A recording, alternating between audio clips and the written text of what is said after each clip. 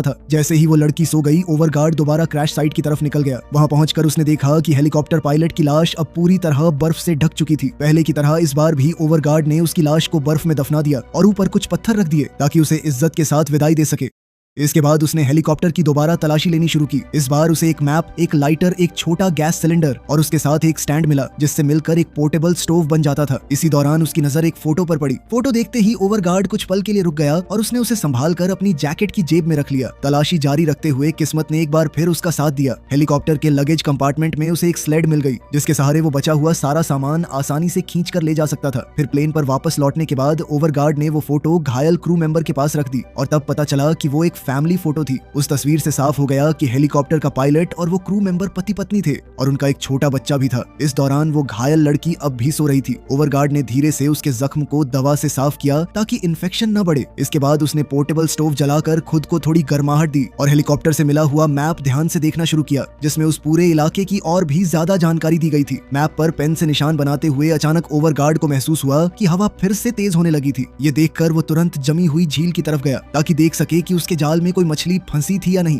जैसे ही उसने रस्सी खींचनी शुरू की, उसके चेहरे पर खुशी आ गई। इस बार उसके हाथ एक काफी बड़ी मछली लगी थी जो उन दोनों का पेट भरने के लिए काफी थी। इसके बाद ओवरगार्ड ने उस मछली के मांस और इंस्टेंट नूडल्स की मदद से एक सूप तैयार किया। हालांकि वो दुनिया का सबसे बेहतरीन खाना नहीं था, लेकिन इतना जरूर था कि दोनों एक और दिन जिंदा रह सकें। सूप तैयार होते ही ओवरगार्ड ने घायल लड़की को जगाया और उसे खाना दिया ताकि उसकी ताकत कुछ हद तक ठीक हो सके। लेकिन अपने पति की मौत के बाद उसकी जीने की चाहत ही जैसे खत्म हो चुकी थी। न उसे भूख लग रही थी और न ही उसमें कुछ खाने की ताकत बची थी। फिर भी ओवरगार्ड ने हिम्मत नहीं हारी। उसने उसे बार बार खाना खाने के लिए मनाया और यकीन दिलाया कि सब कुछ ठीक हो जाएगा। इसके बाद कुछ और दिन बीत गए। हर दिन की तरह ओवरगार्ड डिस्ट्रेस बीकन के जरिए मदद का सिग्नल भेजता रहा, लेकिन हर बार की तरह इस बार भी कोई जवाब नहीं मिला। अब वो सोचने लगा कि आखिर इस लड़की की जान कैसे बचाई जाए। उसकी हालत लगातार खराब होती जा रही थी। रात भर वो लगातार खांसती रहती थी जिससे साफ था कि उसकी तबीयत और बिगड़ रही थी। फिर अगली सुबह ओवरगार्ड उसकी देखभाल कर रहा था कि तभी अचानक उस लड़की ने उसका हाथ पकड़ लिया। ये उसकी तरफ से ओवरगार्ड का शुक्रिया अदा करने का एक तरीका था। ये देखकर ओवरगार्ड के अंदर एक नई उम्मीद जाग उठी और उसने ठान लिया कि चाहे कुछ भी हो वो उसे यहाँ से जिंदा बाहर निकालेगा। उसने एक बार फिर मैप खोला और ध्यान से रास्ता देखना शुरू किया। मैप के मुताबिक सबसे नजदीकी गांव तक पहुंचने में कई दिन लगने वाले थे, लेकिन पहाड़ों के बीच से एक छोटा शॉर्टकट भी था जिससे वो लोग शायद थोड़ी जल्दी वहां पहुंच सकते थे। आखिरकार ओवरगार्ड ने अपनी किस्मत आजमाने का फैसला कर लिया। सबसे पहले उसने और भी ज्यादा रस्सियां और हुक्स लगाकर मछलियां पकड़ने की तैयारी की ताकि जितना हो सके उतना खाना जमा कर सके। इसके बाद उसने सारा जरूरी सामान स्लेड पर रख दिया और अब भी सो रही घायल लड़की को भी उसी पर लिटा दिया। उसे सर्दी से बचाने के लिए ओवरगार्ड ने उसे एक स्लीपिंग बैग के अंदर अच्छी तरह लपेट दिया और निकलने से पहले उसने अपने प्लेन पर एक आखिरी मैसेज लिख दिया। उस मैसेज में लिखा था कि दोनों सर्वाइवर्स एक गांव की तलाश में निकल गए हैं और उन्हें मदद की जरूरत है। आखिरकार ओवरगार्ड ने स्लेड से एक रस्सी बांधी, उसे अपने कंधों पर टिकाया और उसे खींचते हुए बर्फ के उस खत्म न होने वाले रेगिस्तान की तरफ चल पड़ा। लेकिन कुछ दूर जाने के बाद जब उसने ध्यान से मैप देखा तो उसे एहसास हुआ कि वो गलत दिशा में जा रहा था। ये समझते ही ओवरगार्ड तुरंत वापस प्लेन के पास लौटा, अपना लिखा हुआ मैसेज ठीक किया और इस बार उत्तर की तरफ बढ़ गया। अब वो घुटनों तक जमी बर्फ को चीरते हुए लगातार आगे बढ़ने लगा। काफी देर चलने के बाद उसने दोबारा मैप देखा। तब उसे पता चला कि मंजिल अभी भी बहुत दूर थी। फिर भी ओवरगार्ड ने हिम्मत नहीं हारी। उसने रुककर घायल लड़की को थोड़ा पानी पिलाया और फिर दोबारा सफर शुरू कर दिया। कई और घंटे बीत गए और दोनों सर्वाइवर्स सफर का दूसरा हिस्सा भी पार कर चुके थे, लेकिन अब धीरे धीरे रात होने लगी थी। इसलिए ओवरगार्ड ने बर्फ खोदकर एक छोटी सी गुफा बनानी शुरू की ताकि दोनों रात भर ठंड से बच सकें। उसने लड़की को दोबारा कुछ खाना और पानी दिया। इसके बाद दोनों उसी बर्फ की गुफा में सो गए, इस उम्मीद के साथ कि रात भर कोई पोलर बेयर उन तक न पहुंच जाए।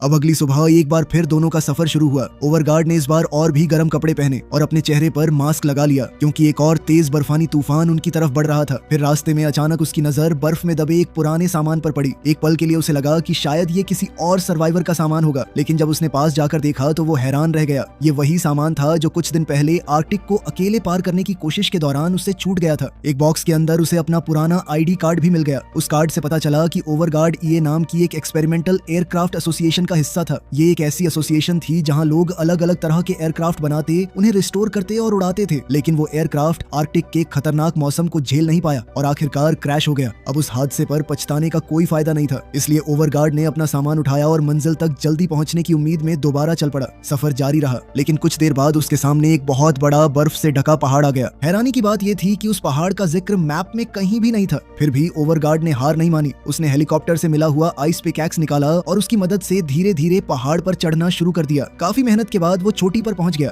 जहां उसे दूसरी तरफ जाने के लिए एक सीधा रास्ता मिल गया। सबसे पहले उसने रस्सी की मदद से अपना सारा सामान ऊपर खींच लिया। इसके बाद उसने वही तरीका स्लेड पर लेटी घायल लड़की के साथ भी अपनाने की कोशिश की, लेकिन ये काम उसकी सोच से कहीं ज्यादा मुश्किल निकला। चाहे वो कितनी भी ताकत लगाता, स्लेड का वजन इतना ज्यादा था कि वो उसे ऊपर खींच ही नहीं पा रहा था। इसी दौरान रस्सी अचानक ओवरगार्ड के हाथों से फिसल गई और स्लेड तेज रफ्तार से नीचे की तरफ फिसलने लगी। एक आखिरी कोशिश में ओवरगार्ड ने पूरी ताकत लगाकर रस्सी खींचने की कोशिश की, लेकिन उसकी सारी मेहनत बेकार गई और स्लेड पहाड़ के बिल्कुल नीचे जा पहुंची। अब ओवरगार्ड समझ चुका था कि इस रास्ते से स्लेड को ऊपर खींचना नामुमकिन था, इसलिए मजबूरन उसे ये रास्ता छोड़ना पड़ा और पहाड़ के चारों तरफ से घूमकर एक लंबा रास्ता चुनना पड़ा। इसके बाद ओवरगार्ड ने अपना सफर दोबारा शुरू किया, लेकिन कुछ दूर चलने के बाद उसे आराम करने और कुछ खाने की जरूरत महसूस हुई। तभी रास्ते में उसे चट्टानों के नीचे एक छोटी सी गुफा नजर आई, जिसका मुंह बर्फ से पूरी तरह बंद था। अब अपने सामान की मदद से उसने धीरे धीरे सारी बर्फ हटाई और अंदर जाने का रास्ता साफ कर लिया। गुफा के अंदर पहुंचकर उसने छोटे गैस स्टोव पर बची हुई मछली पकाई। इसके बाद उसने घायल लड़की को भी कुछ खिलाने की कोशिश की, चाहे उसकी हालत कितनी ही खराब क्यों ना हो। धीरे धीरे रात होने लगी। अब दोनों के पास सिर्फ आराम करने के अलावा कोई और चारा नहीं था। लेकिन तभी अचानक ओवरगार्ड को बाहर से किसी के आने की आवाज सुनाई दी। उसने सांस रोककर ध्यान से सुनना शुरू किया और अगले ही पल उसके होश उड़ गए।